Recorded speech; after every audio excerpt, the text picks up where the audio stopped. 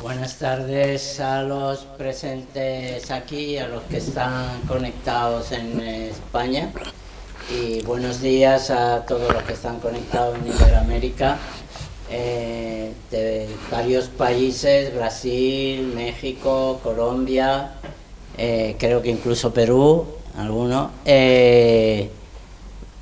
Buenas a todos aquí a esta casa de la ATC. Y gracias a Juan Carda, director de la Cátedra de Innovación Cerámica, al cual paso ahora la palabra, donde vamos a comenzar el curso de Economía Circular e Innovación en el sector cerámico. Espero que sea todo ello un éxito y tengamos una impronta en la economía circular y en la defensa del medio ambiente. Juan, todo tuyo. Agradecerte tu hospitalidad, permitirnos que hagamos este curso una vez más. Ya es un curso clásico, el que vamos realizando año tras año, sobre el tema de sostenibilidad, y dentro de la sostenibilidad está la economía circular. Saludo a todos los presentes que nos acompañan, destacando al profesor, al doctor Jesús Sigfredo Valencia Ríos, que nos va a dar la conferencia inaugural de la Universidad Nacional de Colombia, y a la doctora Nubia Edith Céspedes, también de Colombia y profesora en las Fuerzas Armadas Nacionales de Colombia, dentro de la Escuela de Ingenieros. Todos mis compañeros y colaboradores del Grupo de Investigación de Química del Estado Sólido, que están aquí presentes, y también saludo y les doy también la bienvenida y saludo allí en la parte de América, de Sudamérica, los buenos días. Les saludo a todos ustedes y les doy la bienvenida, como he dicho, a este curso sobre la economía circular y la innovación en el sector cerámico. Bien, el espacio no podía ser otro que esta asociación tan potente y tan dinámica, ¿no?, en que, Juanjo, estáis cubriendo y dais cobertura a tanta actividad y tanta información muy dirigida a nuestro clúster cerámico de Castellón. Por ello, también pues aprovecho para darte la enhorabuena por todas estas actividades tan importantes que vais realizando. Comentar brevemente que el curso que este año hemos organizado se va a sostener en 4 pilares, ¿no? Los hemos dividido en 4 grupos. Esos grupos los vamos a tratar en lo que va a ser introducción a la sostenibilidad y a la economía circular. Será realizado en la fecha de esta tarde. Para el jueves 27 de junio, jueves próximo, hablaremos sobre la circularidad de las materias primas. Y para la siguiente semana, será el martes 2 de julio, pues hablaremos y trataremos sobre la investigación en materias y procesos más sostenibles. Finalizaremos el curso el jueves 4 de julio para abordar el tema de lo que es la innovación en el sector cerámico, una innovación siempre tan necesaria y tan importante en nuestro sector, que a su vez es muy dinámico. Bien, un simple comentario para no robarle tiempo al protagonista, que va a ser el profesor Jesús Valencia. Simplemente decir que la economía circular y la sostenibilidad es uno de los grandes retos que tenemos planteados en el actual siglo. Unos retos que no por muchas veces tratarlo y desde muchas vertientes no deja de ser importante y además necesario para poder dar a cumplir con todos los avances y progresos de nuestra sociedad. Una sociedad actual en la cual pues tiene que ser una sociedad también muy solidaria, en el sentido de que debemos de prevalecer en ahorros de los recursos, que esos recursos no solamente hagamos uso de ellos nosotros, sino que alcance a lo que denominamos otros terceros países, pero además que seamos solidarios para que esos recursos lleguen a nuestras generaciones futuras. El mundo nuestro, muchas veces con el profesor Jesús Valencia lo hemos hablado, ¿no? Si lo vemos macroscópicamente desde el universo, somos un granito muy pequeño, casi podemos decir como si viéramos en un microscopio un átomo en todo lo que es el universo. Eso quiere decir que esos recursos también son finitos y por lo tanto nuestra actividad del día a día debe de ir en un proceso y un punto de vista de que podamos optimizar esos recursos. Cada vez aquello de usar y tirar, como decían parafraseando, se debe determinar. Es decir, tenemos que ir a procesos que tengan, como dice el criterio de sostenibilidad, un círculo de aprovechamiento y reintroducción en la cadena productiva. Además, debe ser muy compatible con el medio ambiente. Aparte de la solidaridad que comentaba, también debe ser esos recursos compatibles, nuestra actividad del día a día industrial compatible con esos recursos. Y a eso me refiero, a que esa compatibilidad también tiene que ir muy dirigida a los aspectos medioambientales. Ahí me refiero, pues, que también va a cubrir no solamente recursos de materias primas, sino también ahorro energético, el evitar el impacto ambiental y sus contaminaciones. Bien, todo ese proceso que queda recogido en las ODS es lo que debe prevalecer, y así nos lo impera también nuestro consorcio económico, como es la Unión Europea, ¿no?, en esas políticas de obligado cumplimiento. Y así la actividad de la investigación se debe dirigir, en lo que nos atañe a los que estamos responsables de grupos de investigación, en fomentar estos procesos que sean a su vez más sostenibles.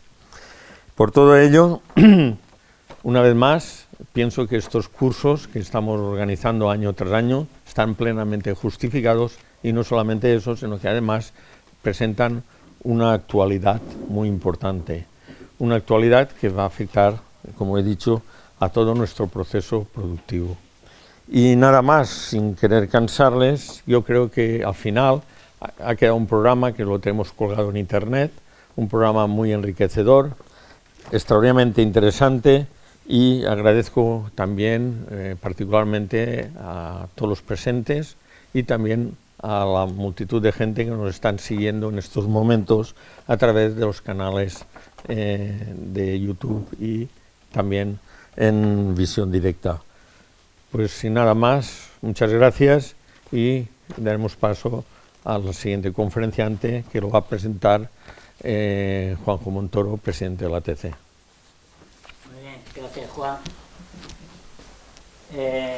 Nuestro primer ponente, comenzamos el curso, Jesús Sigifredo Valencia Río, es doctor en Ciencias Químicas de la Universidad Nacional de Colombia y ha realizado estancias de estudio, docencia e investigación en varias universidades europeas y latinoamericanas. Actualmente es profesor titular en el Departamento de Química de la Facultad de Ciencias en la Universidad Nacional de Colombia, sede Bogotá, donde desde 1990 ha impartido cátedras de química básica, química general, principios de química físico-química, termodinámica, ciencia de materiales, cinética química, química del estado sólido, catálisis heterogénea y seminarios de posgrado. Desde 1982, con el grupo de investigación Laboratorio de Catálisis Heterogénea, ha participado en el desarrollo de diversos proyectos relacionados con ciencia y tecnología de los materiales, cinética química, materiales y energía, catálisis heterogénea, cerámicas tradicionales y avanzadas, catálisis con metales nobles, conversión de biomasa, materiales anódicos para celda de combustible de óxido sólido, electromecánicas y nuevas fases fotovoltaicas. Ha dirigido numerosos trabajos de grado, trabajos de finales de maestría, tesis de maestría y tesis de doctorado en ciencia e ingeniería. Con todo este extenso currículum, el doctor Jesús nos va a impartir una conferencia que espero que nos abra camino en nuestro conocimiento. Jesús. Bueno, de nuevo buenas tardes. No se preocupéis, esto ocurre hasta en las películas y también en la vida real. Muchísimas gracias, don Juan José, por su presentación. Muchas gracias a la Asociación Española de Técnicos Cerámicos, a la Cátedra de Innovación Cerámica Ciudad de Villarreal y a la Universidad Jaime I por esta invitación. En verdad, este es un pequeño paso dentro de todo el proceso de colaboración que tenemos entre la UJI y la Universidad Nacional de Colombia, que ya está bastante madura y extendida, y abrigo la esperanza de que la vida, que aunque es efímera, nos permita hacer muchos más intercambios. En este orden de ideas, la charla, que espero sea en los mejores términos provocadora, tiene que ver con las celdas electroquímicas como fundamentos hacia la circularidad. Finalmente cerraremos el por qué he mencionado circularidad y no economía circular. Estamos en un escenario que diríamos de riesgos colectivos. Discutimos esto con la doctora Nubia Edith porque ella piensa que estos son riesgos globales y ella lo ve así desde la perspectiva ambiental. Digo que son colectivos porque pueden ser inclusive muy locales. Entonces a veces el sufrimiento o la desdicha o los éxitos que tengan uno no necesariamente son los éxitos de los demás. ¿Cuáles son esos principales riesgos que, a mi parecer, estamos abordando? 1, contaminación ambiental por doquier. 2, déficit en la disponibilidad de recursos materiales. 3, dificultades enormes con fuentes de energía. 4, asociación a problemas de cambio climático. 5, dificultades en disponibilidad de agua, especialmente de agua potable. Además de problemas con la soberanía alimentaria, que eso lo soslayamos y lo pasamos de largo y no nos damos cuenta que sistemática y progresivamente nos va envolviendo. Algo más que se ha hablado muchísimo el pasado viernes en el curso de materiales para la salud, y es la expectativa de vida, que está incrementándose a pasos agigantados, pero no necesariamente significa más vida con calidad. Y en definitiva, problemas de sostenibilidad, que no estamos seguros que les va a quedar a las nuevas generaciones. Adelante. Entonces, en este orden de ideas, en estos momentos uno de los grandes líos que tenemos a nivel global, eso sí, es el de la transición energética. Estamos, creo que, en la quinta posibilidad de transición energética. Una ya se inició hace unos 700.000 años, cuando hubo el descubrimiento y aclimatación del fuego, que fue una revolución extraordinaria. Luego, después de quemar por mucho tiempo leña, hemos pasado por el carbón. Luego hemos ido hacia el petróleo, luego el gas natural, que a veces queda o es excedente, y hoy creemos que todo debe ir hacia la electrificación.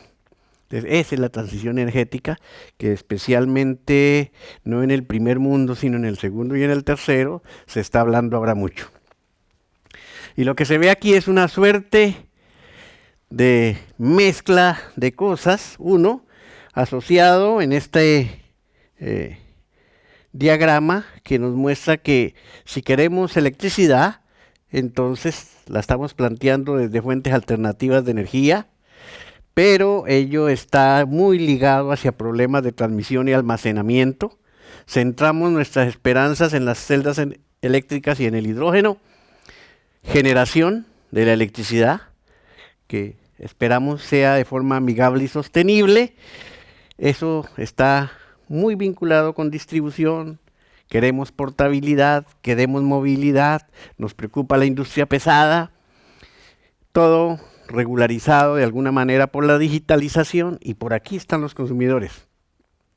Hay quienes dicen que seguramente los cánones o el manejo de la electricidad en el inmediato futuro va a estar dada por el consumidor, que si los que generan, transmiten y comercializan siguen con sus maromas y todas estas cosas de manejo, el consumidor un poco más civilizado se les va a organizar y los va a poner en cintura, porque es finalmente el que debe determinar cuáles son las condiciones de uso de la electricidad. Claro, todo esto está en generación 5G, de los procesos de digitalización que tienen que ver con computación, informática, el Internet de las cosas, que parece que es un cuento de filósofos, la realidad virtual, la inteligencia artificial hoy sobresaltada, el manejo de datos masivos y los algoritmos de aprendizaje que andan por ahí a toda marcha. Adelante. Aunque ilegible, esta es una idea de los grandes desafíos que tiene la electrificación. Si lo veis, están todas las posibilidades de generar electricidad, que podríamos llamar fuentes convencionales y fuentes no convencionales, fuentes alternativas, fuentes no alternativas, fuentes limpias, fuentes no limpias, partiendo desde la idea fundamental que es la radiación solar, pasando inclusive por lo más común en este planeta, que son las plantas vasculares, que hacen fotosíntesis, y en la cual la biomasa, que puede ser primaria o secundaria, o residual, puede convertirse a través de distintos procesos como gasificar, pirólisis, o bioquímica, o vía inclusive combustión, en derivados de la gas de síntesis. Eso va a ir hacia celdas de combustible, ahí se puede generar hidrógeno, a la cual la misma electricidad se puede utilizar para descomponer agua, pero hay una particularidad muy importante y es que es clave el almacenamiento de la energía. ¿Y eso cómo lo logramos? Necesariamente, por ahora, a través de celdas eléctricas, no hay más.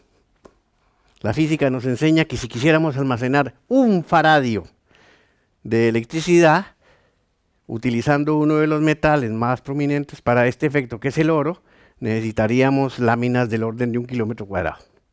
Entonces es muchísimo, para 1 faradio. Entonces es un reto enorme almacenar la energía. Entonces la forma más fácil es apagar o regular las fuentes. Y por ejemplo en nuestro país, que depende mucho de la energía hidráulica, ¿qué hacemos? Apagar las turbinas y volver el agua otra vez al depósito arriba. Y cuando se necesite, abrirle las compuertas para que funcione la turbina. Igual, ves aquí en Castilla-La Mancha los molinos, los aparatos, entonces apagamos uno, apagamos el otro y de acuerdo con demanda los echamos a andar. Esa es como una forma de manejo. Pero aún así, sigue siendo el reto de que el emplazamiento de estas plantas, de estas procesadoras de energía o generadoras, sigue siendo muy costoso con respecto a que tengamos que mantenerlos apagados por un cierto tiempo. Bien. Ya funciona. Ok. Entonces, conclusión. La idea es convertir toda fuente de energía que por ahí aparezca en electricidad. Entonces, ahora bien, sea para almacenarla o para utilizarla, aquí tenemos un planteamiento de una reacción química, donde en líneas generales podemos plantear en términos de la estequiometría que las moles de A más las moles de B produce C y D, con esta variación que en términos generales podemos indicar que corresponde a una variación de la energía interna. Básicamente, cuando se trata de una reacción electroquímica, cuya representación más básica está aquí, donde un metal con un halógeno da este haluro metálico, o esta sal, pues lo que se ve realmente es que ella está compuesta de 2 semirreacciones. Una semirreacción catódica, que está representada aquí, relacionado con el halógeno, y una semirreacción anoica, que corresponde a la oxidación del metal. Esa es una posibilidad, entonces, que tenemos en la vía de construir circuitos electroquímicos. Básicamente, se trata de una celda electroquímica, que así la llamaremos,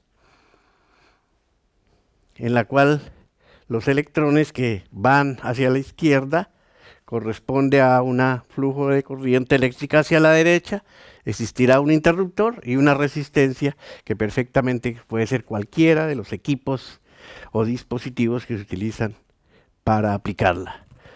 Uno de los hechos importantes en un circuito electroquímico es que, contrario a lo que ocurre con la electricidad, estos terminales o bornes positivo y negativo se convierten en algo conocido con el nombre de electrodo. Te vamos a admitir que un electrodo es una sustancia capaz de conducir corriente eléctrica y que habrá de distintas configuraciones como metales, aleaciones metálicas, cerámicas, vidrios, polímeros incluso, siendo más importantes aquellos en los cuales podemos mantener la conformación o la estructura del material por mucho tiempo. En términos de los electrodos, visto como algo que puede conducir, pues lo más práctico en general, por conveniencia, es fijar un hilo conductor, que puede ser un metal, en una disolución de sus propios iones. Nos ha mostrado que figura o que es capaz de desplegar un potencial eléctrico y que ese potencial eléctrico puede tomarse en una métrica bien definida cuando como contraelectrodo se utiliza algo que está estandarizado, que en particular corresponde al electrodo de hidrógeno. El electrodo de hidrógeno sería este hilo de platino en la cual se sumerge a una disolución de ácido 1 molar, se burbujea hidrógeno, ya no a una atmósfera, sino a un bar, que es muy cercano a una atmósfera, y esto se le asigna por convención a condiciones estándar termodinámicas, es decir, a 298,15 Kelvin, y un bar, pues 0,0000 voltios. Y con él se toma la referencia cambiando aquí el electrodo, que puede corresponder a cualquiera de un sinnúmero de reacciones, tener lo que en la práctica configura la serie electroquímica.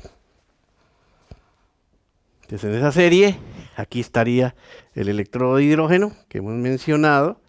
Aquí está un poco hacia el revés de lo que se ve, todos como potenciales de reducción. Las partes, los más negativos hacia arriba, los más positivos hacia abajo. Se puede cambiar perfectamente al contrario y no hay ningún problema. Estos de abajo son aquellos que se comportan como cátodos, son los más positivos. Los de arriba se comportan como ánodos. Y tendremos entonces la capacidad de configurar una celda electroquímica cuya fuerza electromotriz, tal como está ahí mostrado, corresponde a una diferencia de potencial en condiciones estándar entre el cátodo, que es donde ocurre el ánodo, que ocurre la oxidación, y el cátodo, que es donde ocurre la reducción. Sin embargo, está muy claro desde hace mucho rato que no necesariamente se necesita diferencia de potencial en los electrodos, sino además diferencia de concentraciones a manera de potencial químico, para que a través de la ecuación de Nernst, vista así, donde aquí esto corresponde a la relación RT sobre el número neto de electrones intercambiados, el potencial estándar y el logaritmo de la relación de la actividad termodinámica de cada una de las sustancias que intervienen. A condiciones más o menos ideales, es posible asimilar que la actividad termodinámica es igual a la concentración, por lo tanto se puede cambiar a concentración. Nos indica ello también una relación entre la constante de equilibrio y pues, el potencial de celda o potencial del electrodo. Esta línea del tiempo, que sin duda parece ser ilegible, corresponde al desarrollo de las baterías desde 1730 hasta el 2030. En líneas generales os cuento que se trata de más o menos 300 años a través de los cuales se ha desarrollado distintos componentes asociados con el manejo de la electricidad en términos de acumularla y luego disponerla. Hay algunos hitos ahí, como por ejemplo hacia 1739, cuando Benjamin Franklin pudo acuñar el término batería o pila para asimilarlo a una conexión en serie o en paralelo de distintas celdas. Se quedó como sinónimo, pero tiene alguna sutil diferencia. Por acá 1800, con la primera presentación en sociedad de la celda de Volta, una celda de zinc cobre. Luego hay unas más adelante, como por ejemplo en 1832, la incursión de Michael Faraday con las leyes de la electrólisis, la celda de Daniels. Por acá en 1856, algún descubrimiento extraordinario que fue la invención de los acumuladores para automóviles, las de plomo ácido sulfúrico con Gastón Planté, que aunque duró unos 30 años en iniciarse su comercialización, pues hoy todavía siguen vigentes. Luego está por acá algunas pilas importantes, como la invención de la pila seca en 1887 por Carl Gardner.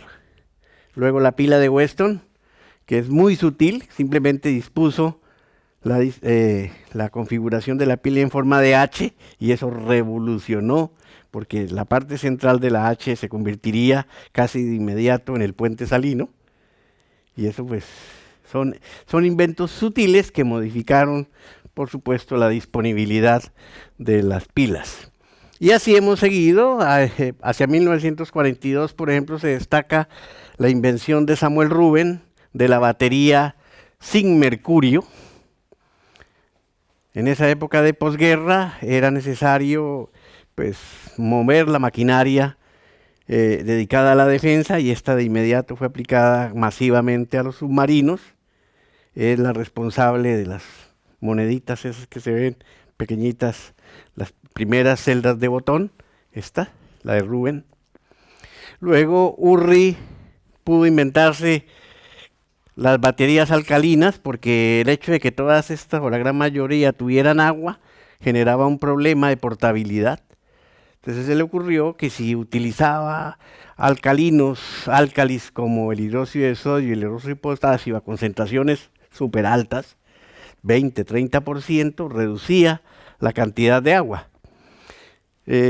Luego entonces, por aquí hacia 1970 viene la verdadera revolución de las baterías, no solo con los hallazgos de Michael Stanley y Whittingham, que logró estabilizar el ánodo de litio en 1970, sino también con algunos aportes que en 1975 hizo Daniel Gerard y Albert Gerold, que consistía en que a un bloque de carbón se le podía meter litio.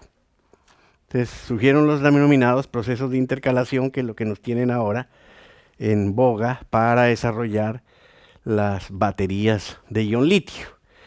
Después entonces aparece el grupo de Akira Yoshino, donde como cátodo de esas baterías comenzaron a utilizarse óxidos policatiónicos, y finalmente hacia 1987 una investigación profusa que hizo John Bannister Goodenough, también en cátodos componentes para pilas. Estos señores al final, tanto Akira Yoshino como John Bannister Goodenough, y hay otro por aquí, creo que, y Stanley, fueron los ganadores en 2019 del premio de la Academia por su trabajo en baterías.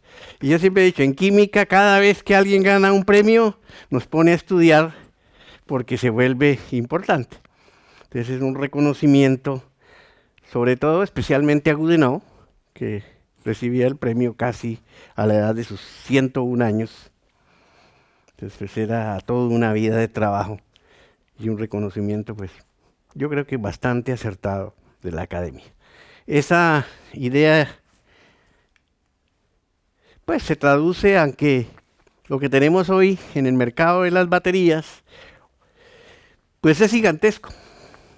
Pero literalmente podemos clasificarlo en baterías primarias, baterías secundarias, con el solo hecho de que estas, con diferencia a las secundarias, no son recargables. Entonces, primarias, no recargables; secundarias, recargables. Y las celdas de combustible, que es la esperanza para la industria pesada. Dentro de las primarias están las celdas características denominadas húmedas. La más común y la que más anda por ahí es la de zinc, dióxido de manganeso. Están las secas, entre ellas la odiosa cadmio-mercurio, pues obviamente fuertemente contaminante. Dos de los iones más tóxicos están ahí, el cadmio y el mercurio. Y las de hoy por hoy alcalinas, en las cuales se destaca también la zinc-mercurio, litio, dióxido de manganeso y cadmio, óxido de plata, que son la mayoría de los botoncitos que andan por ahí, las miniaturas. En las secundarias están las húmedas, como la de Castón Planté, el acumulador de plomo, óxido de plomo, sulfato de plomo, y la de plata zinc. Dentro de las secas están dos tipos que son muy promisorias en términos de la aplicación secundaria de las baterías, la de ion litio y la de níquel metal o metal hidruro. Es ahí la investigación a partir de los años 90 está muy vinculada con cerámicas que luego intervienen como electrolitos sólidos.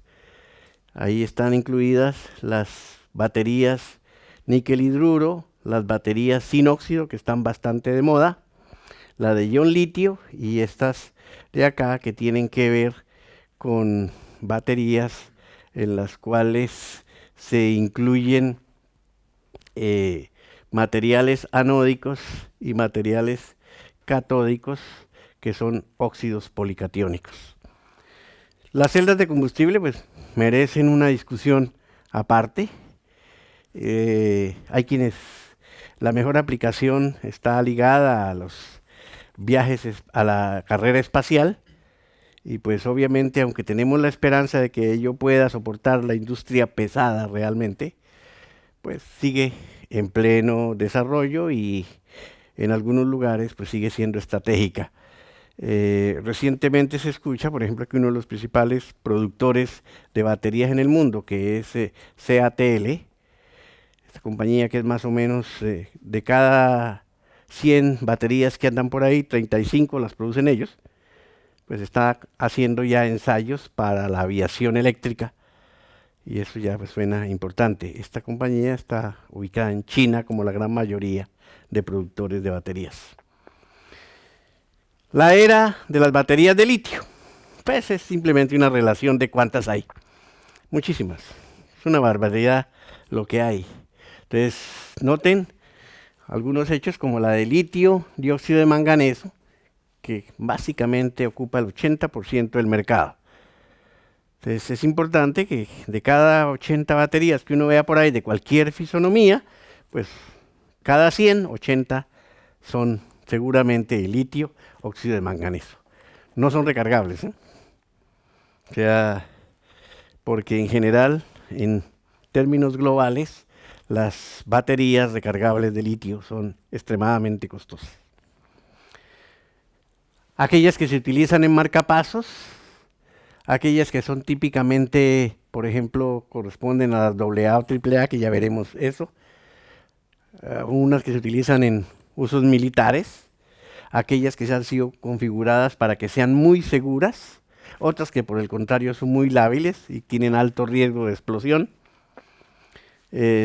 Todavía hay aquellas que son tóxicas, se utilizan algunas para marcapasos, para desfibriladores, son importantes aquellas que pueden operar a altas temperaturas. El reemplazo de las alcalinas ha sabido ser importante. ¿Por qué? Porque el sodio y el potasio no dejan de considerarse serios contaminantes, y las recargables están por aquí. Entonces noten ustedes que va desde inclusive las de pentóxido de vanadio, las de cloruro de cobre. También es posible hacer recargables litio, óxido de manganeso, litio, aluminio, que son muy características, en las cuales el ánodo de litio se inserta con aluminio y eso ayuda a regularlo un poco. Las que sirven definitivamente para almacenamiento, que son litio, selenio, y estas litio aire, que son la esperanza de hoy, que tienen un marcado significado cerámico. O sea, electrodos cerámicos, altas temperaturas, fuerte estabilidad. Entonces ahí vamos. Como estamos en la era del litio, este diagramita nos muestra la posibilidad de fabricar baterías de litio. Con respecto al electrodo de hidrógeno, que está aquí con 0 voltios, o lo podemos mirar con respecto al potencial del litio, los que están hacia arriba se comportan como cátodos y los que están hacia abajo como ánodos. Lo que quiero que noten es que literalmente da lo mismo tener ánodos y cátodos con litio. Entonces la pregunta es, ¿cómo funciona? pues funciona de acuerdo con la ecuación de Nernst, son celdas de concentración. Ya no son las del potencial electrodo-electrodo, sino que dependiendo de la cantidad de litio que haya en un lado o en otro, durante la descarga y la recarga, pues funcionan. Entonces es un buen aspecto de la aplicación de la ecuación de Nernst. Aquí la estructura actual de una batería. Imagínense que esa es la batería de su celular, de su móvil. Entonces, acá están los dos electrodos, los dos terminales, el ánodo del cátodo. Aquí está el electrodo de grafito, que típicamente, o cualquier otro material que está intercalado con litio. Acá está el electrodo cerámico, típicamente son cerámicos. Uno de los más comunes es, por ejemplo, fosfato de litio e hierro. También se intercala con litio. Noten que en este lado hay más iones de litio que en esta otra, entonces ya genera una diferencia de potencial. Durante la descarga los litios se pasan hacia esta parte y durante la recarga el litio, los iones van hacia el lado del litio. Así funciona la batería. Es una y otra vez, carga y recarga, carga y recarga. Se les pone una carcasa para manejarla con seguridad, un separador polimérico y en medio de ellos inmerso va el electrolito, que típicamente es un conductor iónico, cerámico hoy, pero lo más común es utilizar un polímero conductor. Generalmente es un copolímero que entre otras cosas puede llevar algún halógeno de estos o un vinilo. Entonces, ¿qué se hace hoy? Estudiar perovskitas e ilmenitas de esta estructura, o estudiar espinelas, hay de muchas formas, o estudiar pirocloros para cualquiera de las dos posiciones, para ánodos, para cátodos y para electrolito. Es más, pues, se menciona particularmente para los cátodos sólidos estructurados, como por ejemplo perovskitas, como por ejemplo espinelas, ilmenitas y pelocloros, como ya le hemos mencionado. Como colectores se utilizan pequeñas láminas o películas de aluminio, típicamente para el cátodo, y un colector de una laminita o una disposición muy fina de cobre para el ánodo. Y así funciona. Esa es la mayoría de las baterías, que tienen esencialmente pues algunos parámetros operacionales con los cuales no pretendo aburrirlos, pero este es el más importante: la carga de la batería, que está a partir de la ecuación de Ohm, intensidad de corriente por tiempo dividido a segundo, 3600, más que inicialmente se hacía por hora, claro, y como la hora tiene 3600 segundos, pues se pone ahí, pero se habla de otras cosas, por ejemplo el estado de carga, SOC, que tendría esta relacioncita con estas cargas, carga inicial, carga normalita a cualquier tiempo, y esta es la carga máxima. La carga máxima cuando la batería está recientemente nueva y se pone a prueba, entonces es la capacidad nominal, pero desde ahí se parte. Se entiende con frecuencia que la carga inicial es 0,5 veces la carga máxima, y eso es porque el seguimiento de la descarga o carga de una batería es una sigmoidea. Entonces la transición va más o menos hacia 0,5 de la carga. Esta partecita, que es un parámetro importante que muchos mencionan, es el depth of discharge, es la profundidad de la descarga, que es 100 menos el estado de carga. Y hay una que también es clave, que es el state of health, SOH, que es el estado de salud de la batería. Es muy común, entonces es la carga máxima por 100 dividido entre la carga nominal. Y tal vez para las pilas recargables o las baterías recargables, un parámetro sumamente importante es el ciclo de vida. Es difícil traducirlo. End-of life. Entonces, end-of life nos dice, mire, después de 200 cargas y recargas, esto para de contar. Entonces, esa hace la diferencia de los equipos. Entonces, si uno tiene por ahí un Bueno, es odioso manejar. Tiene un Oppo, entonces el Oppo, pues, ¿cuántas te da? 200. Entonces, 200 cargas y descargas. Buenísimo todo. Entonces, usted carga y descarga, pues es una exageración, ¿no? Pero cada día o cada 2 días quiere decir que al cabo de unos 400 días ya su teléfono comienza a presentar problemas. Ya se lo venden de segunda mano diciéndole, oye, tu batería va en el 80%, tu batería va en el 60%. Quiere decir que ya después de eso usted no la va a poder cargar nunca más de ahí hacia adelante, ¿de acuerdo? No es para hacerle comercial ni nada de esas cosas. Y mira eso comparado frente a un Apple. Apple te puede dar 10.000 ciclos, o sea, es bastante, ¿eh? Si lo divides una al día, entonces tienes casi 20 años. Suena increíble, pero sí, es cierto. Por ahí hay teléfonos viejitos ya en la casa que no duran con nada, pero son de los primeros Apple que había de la década del 2000. Y todavía sirven, por ahí andan para alguna cosa.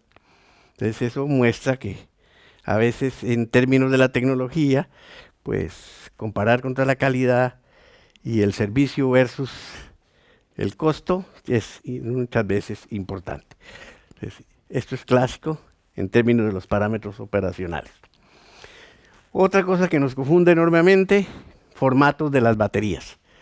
Entonces, hay 3 compañías o 3 organizaciones que hacen esto, que regulan el comportamiento, el mercado, la forma en que se presentan las baterías. Una es International Electrotechnical Commission, IEC, que fue fundada en 1906, que tiene casi a la mitad de los países del mundo ahí asociados. Unos con derecho pleno, que son más o menos 62, y otros 26 asociados. Muchísimo de lo que manejamos hoy viene de IEC. También hay otra que es American National Standard Institute, ANSI, fundada en 1918, que aquí son organizaciones públicas generalmente, mientras que acá hay de todo. Esta ANSI hace parte de la ISO, entonces tienden a normalizar fuertemente el mercado y la presentación de las baterías. Y finalmente hay una por allá un poco relegada, que es Nokia Solution Networks. A veces mucho la leen Nokia Siemens Network, porque... listo. Entonces, creada en 2006. Designaciones, entonces de acuerdo con eso, hay que comprender que pues son bastante complicadas, aparecen muchos, hay muchos nombres comunes para diversos tipos de pilas, como A, A11, A23, A27, AA, Tetra A, Triple A. Cuando se trata de baterías cilíndricas, pero también las puede haber prismático rectangulares, como las que van en los móviles y en los PC. Entonces ahí las típicas son la IEC 3LR12, que es la de 4,5 voltios, y tal vez lo que más conocen ustedes es la PP3, que es la de 9 voltios, que es la de medidores y todas estas cuestiones métricas. Las hay de linterna y también de tornillo. Las de botón, muy comunes. Entonces, generalmente hoy por hoy son de sin aire. En la nomenclatura IEC se equiparan a un sistema PR. Generalmente tienen un numerito de 1 a 3 dígitos o 2 letras mayúsculas unida a un número de 3 dígitos. Por las moneditas más grandes, si las recuerdan, son las CR232. Entonces ahí está, CR232. Y las baterías cilíndricas de ion litio pues suelen designarse con un numerito que tiene de 4 a 5 caracteres numéricos. Y bueno, esto es para tener alguna idea de qué mundo abordamos cuando hablamos de baterías. Y eso es porque nos interesa vincularlos al gran tema de la circularidad. Entonces ya de cierre decimos que la circularidad es un modelo que estamos tratando de asimilar muchos, que consiste en la reutilización continua de recursos materiales, fuentes renovables de energía, con el propósito de disminuir en ese ambiente o ecosistema de circularidad la necesidad de materias primas incrementar la selectividad y la eficiencia, generalmente estos son términos cinéticos, extender la vida media de los productos, otro término cinético, y disminuir la generación de residuos. Pero, la terminología clave para la circularidad se mete dentro del término de la economía circular, que puede significar cosas tan simples como reducir, reutilizar y reciclar. Sin embargo, esto también puede excluir recursos riesgosos. Entonces el análisis del riesgo se vuelve importante. Si algo te va a generar problemas, no lo hagas. El diseño de larga vida, o sea, diseñamos para que dure mucho tiempo, contrario a lo que ahora estamos viviendo. Y la idea también es hacer las cosas de tal manera que permitan reparar en uso.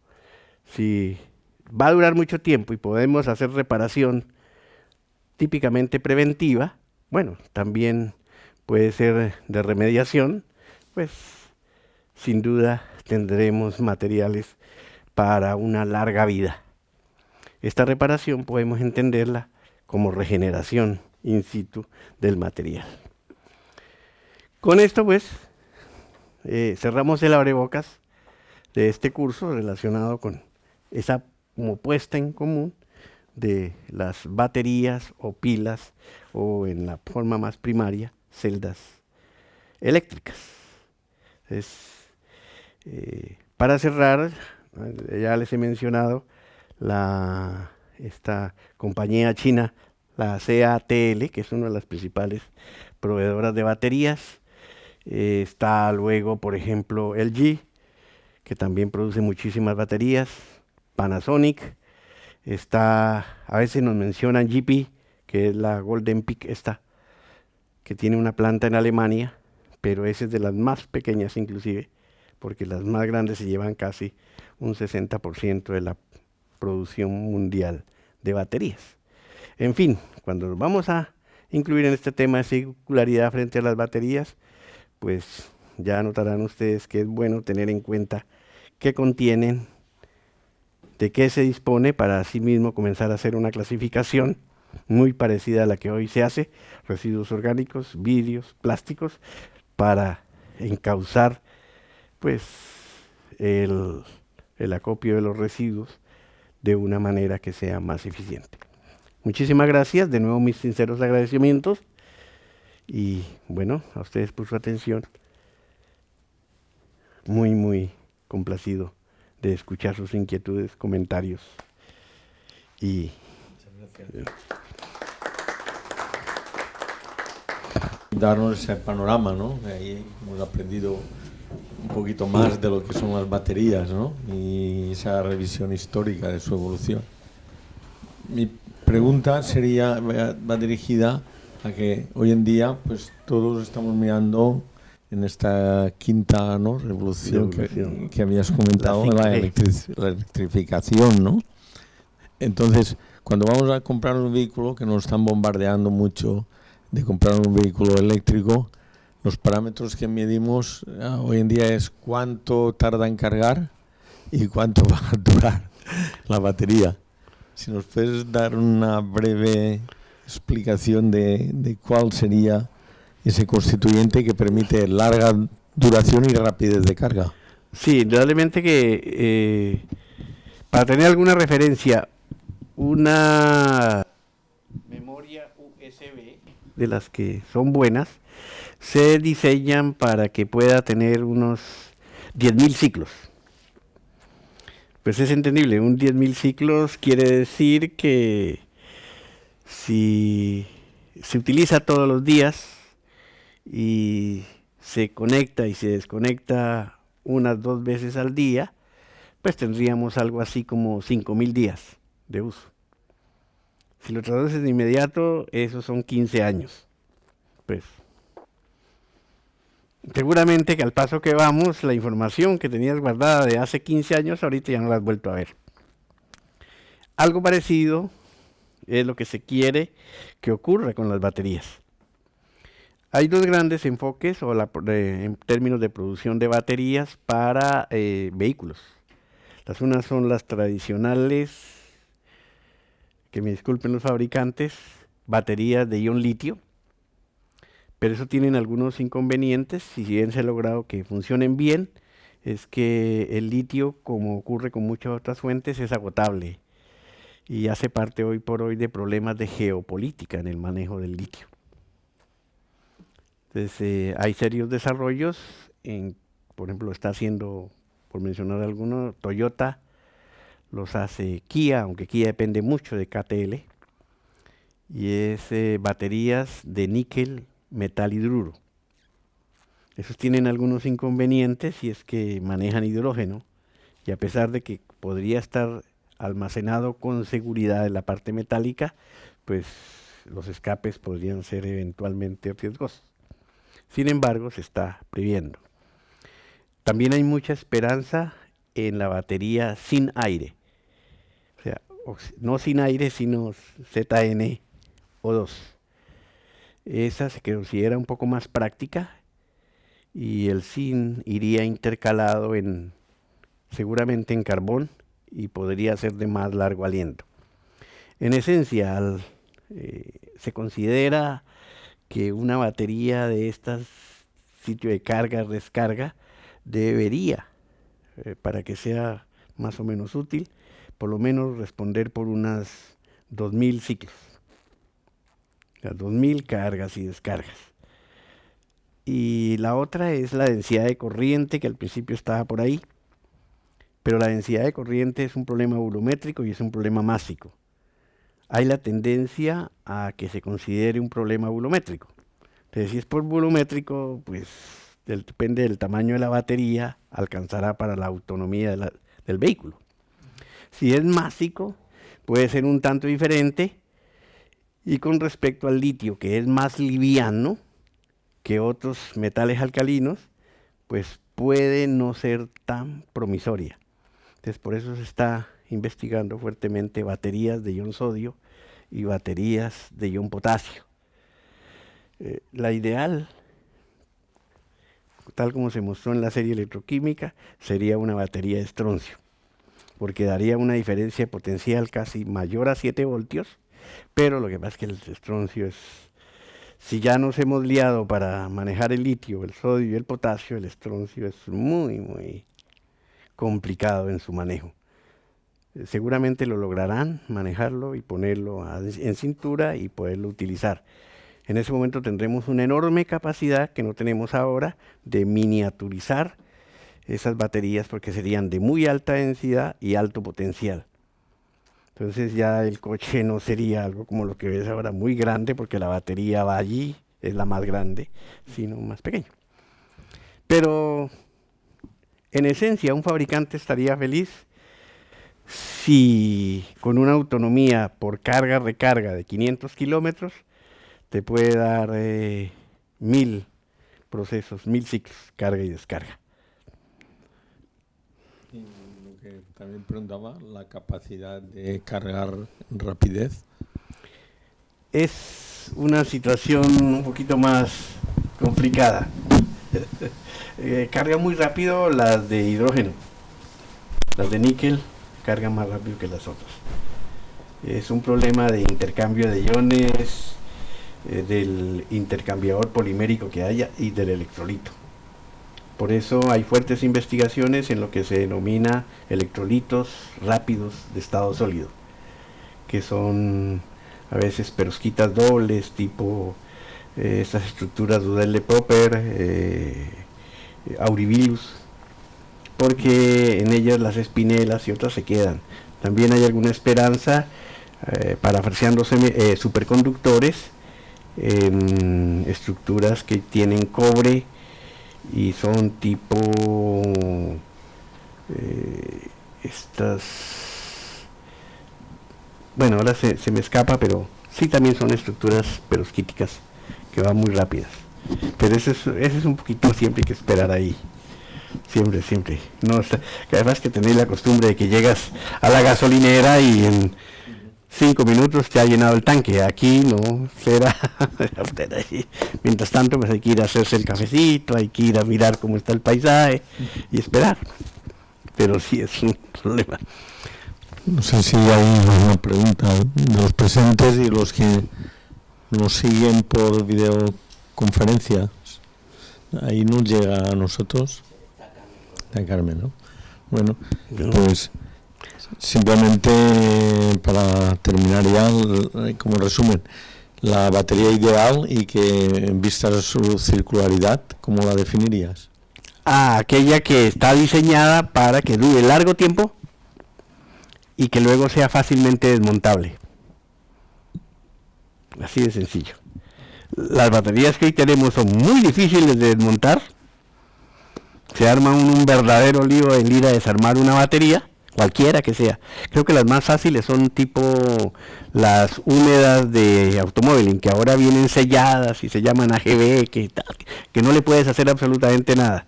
Las utilizas, no funciona más y devuélvela. Pero en términos de la circularidad, con toda seguridad, la batería ideal es aquella que se deja desarmar muy fácilmente. Pues nada más agradecerte tu charla, tus explicaciones, en las cuales hemos podido disfrutar, y pasaremos ya a la siguiente conferencia. Muchas gracias. Muchas gracias.